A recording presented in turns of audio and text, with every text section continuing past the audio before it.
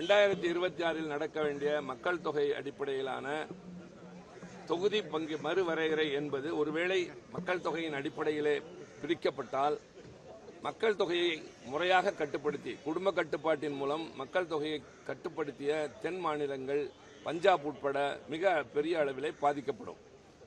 தமிழ்நாடு 8 இடங்களை இழக்க வேண்டியிருக்கும். 39 31ஆக மாறும். கேரளா 20லிருந்து 12 என்று குறைகிற போது வடக்கே சில மாநிலங்கள் பீகார், உத்தரப்பிரதேசம், ராஜஸ்தான் போன்றவை மிக அதிக அளவிலே பெறும். ஏற்கனவே அவர்கள் பெரிய மாநிலங்கள். இப்படி ஒரு பிரிப்பு ஏற்படுமையானால் தொகுதி பங்கீடுகள் எதிர்காலத்திலே நாடாளுமன்றத்தில் எங்களுடைய குரல் என்பது வலிமையாக இருக்காது.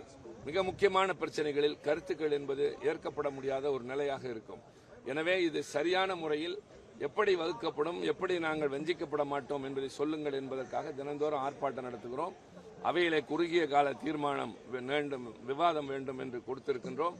22ஆம் தேதி தமிழ்நாட்டின் முதல்வர் திரு மு.க. ஸ்டாலின் அவர்கள் 7 மாநிலங்களுடைய முதலமைச்சர்கள் மற்றும் அங்கு இருக்கிற கட்சித் தலைவர்களை அழைத்து ஒரு கூட்டம் நடத்துகிறார் சென்னையில்.